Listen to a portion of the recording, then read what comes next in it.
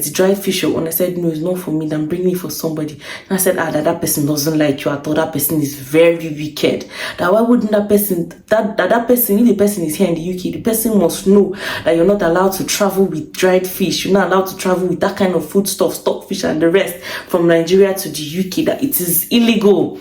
That this person hates you. This person wants them to catch you. Oh my.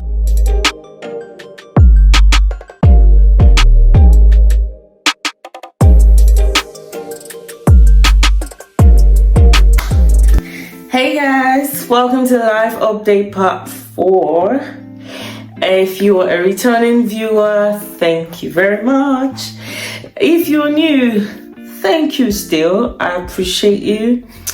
And yeah, without further ado, let me just go straight to the video. So where did I even stop? I think I stopped at when I arrived to the UK. Yeah, I arrived to the UK on a Sunday.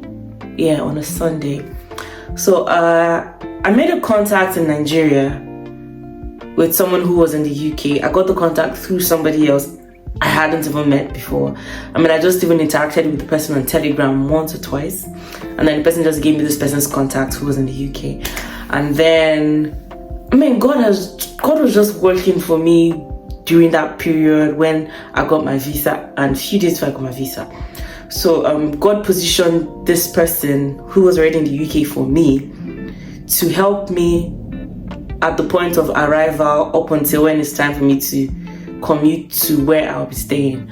So I was in communication with this person in the UK, and then when I got to the UK, okay, before I even got, let me even give you one gist that I think I had, or one gist of something I experienced on the flight. I actually flew Virgin Atlantic, Virgin Air. Was it Virgin Air or Virgin Atlantic? Was that the name of the flight? Virgin Air, I think so. How can't I remember? I actually flew one of the flights that goes directly to the UK. That is not BA. I can't remember the name at this point, but yeah, that was what I flew. And then on the flights, I don't know why I did not get window seats. I wish I got window seats. I've actually never even got window seat before. I haven't, or have I? I can't remember, because the last time I flew outside of the country I was younger, so I can't remember. But for this particular flight, I was not by the window. I was in the middle of two people. So the woman that was next to me was Nigerian, and she's been in the UK for a long time. She lives in Manchester, so she had to she was just coming from Nigeria because she went for a wedding or something. And then when we're about to land, or when we're about to land, you know, when they make announcements on the plane, and you hear things like, if you're traveling and you have anything like dried fish or crayfish, blah blah blah, you know, it's not allowed in the country. Guinea gone. I was supposed to be Guinea, and I now mixed Guinea and Guinea corn together. What? I'm creative. Guinea corn. So yeah, we were making that announcement on the flight, and I was beginning to panic because why? In my bag, I could even start a market with dried fish and crayfish. Okay, no, my crayfish was not much, just my dried fish. I could start a market if I wanted to. So I had all of those things in my Ghana must go, and I was afraid. I didn't even know what to do. I just spoke to the woman, as per a person who don't experience traveling now, and I told her that I have plenty dried fish in my bag. I don't know if they're going to impound my bag. She was like, that why would you come with dried fish? Is this your first time traveling? I said, no, it's not my first time, but this is my first time traveling as an adult. It was not like that. It's the dried fish. And I said, no, it's not for me. Then bring me for somebody. And I said, that person doesn't like you. I thought that person is very wicked. That why wouldn't that person, that person, if the person is here in the UK, the person must know that you're not allowed to travel with dried fish. You're not allowed to travel with that kind of food stuff, stockfish and the rest from Nigeria to the UK, that it is illegal. That this person hates you. This person wants them to catch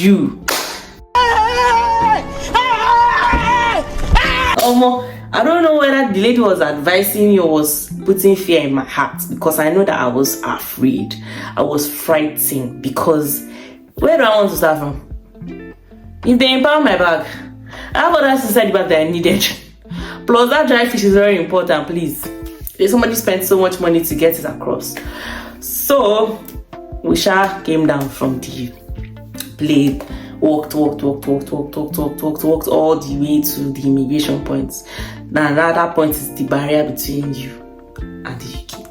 Even though it's in the UK, you're in the UK, but that place will determine if you will cross over or you cross backwards. And then the moment of truth again. We're on the queue, we're lining up. Going, see line, see queue. We plenty die. We plenty. I know before I even made the trip, I've been getting like reports of how long people stay on the queue. People say that they stay like 3 hours, 4 hours, 5 hours, this one, that one.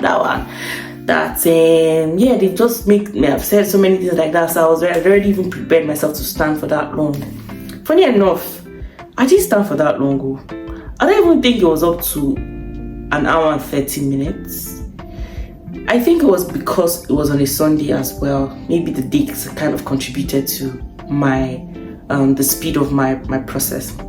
And then another thing, before we traveled, that a lot of people would join different group chats belonging to their school for incoming students and all. So we joined group chat. I joined group chat on Telegram. I'll not lie, I joined group chat because nobody's an island. You need information. So on the group chat I joined, people are now passing information on the kind of things that they'll ask you for when you get to immigration, the kind of documents you need to hold. That's what people were sent back because they did not have proof of funds. They did not have like a printout of their proof of funds. A lot of people were sent out because they did not know where they were going to. They did not have house address.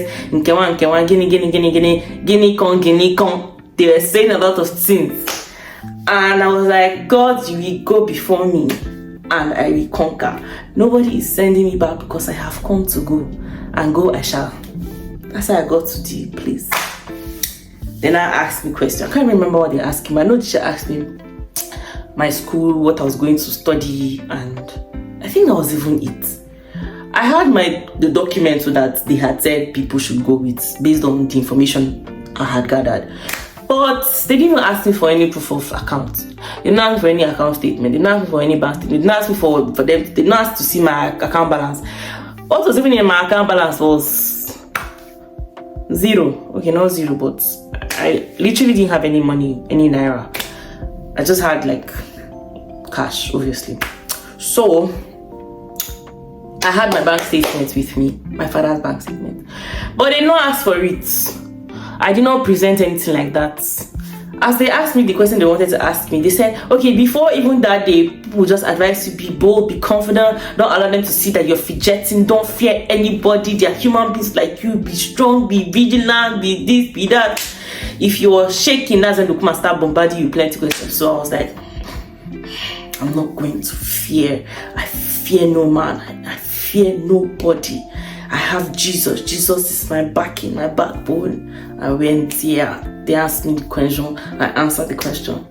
In I go. In I went. Nothing happened. And it was just one point that they asked those questions. I don't know why I was expecting more things in front.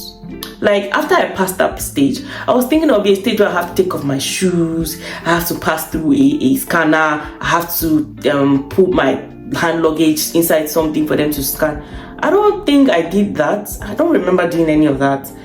I don't remember taking off my shoes at any point, but I know I did that back home in Nigeria when I was coming in. But I know I did not. I can't remember if I had to pass my hand luggage at any point for scanning. And then I was like, okay, the woman I met on the train, on the flight, she actually followed me, or we were together, because she's been through the process, so I just needed her as a guide. I was like, Auntie, please, you will help me. You know that I have not been here for a while. And she agreed, thankfully, even though what she said on the flight was still scaring me. So we now went to where we collect our baggage claims. And I was like, how are we here already? That was fast. So I just went, waited for my baggages, my big box came, and then I waited for my Ghana must go. My Ghana must go was wrapped, so I waited for that, and then it finally came. Oh, obviously I had to pick a trolley so that I could put my things on it. Guy, my things were heavy. They were so heavy. And then I'll just have my things in my trolley. And then I called my auntie.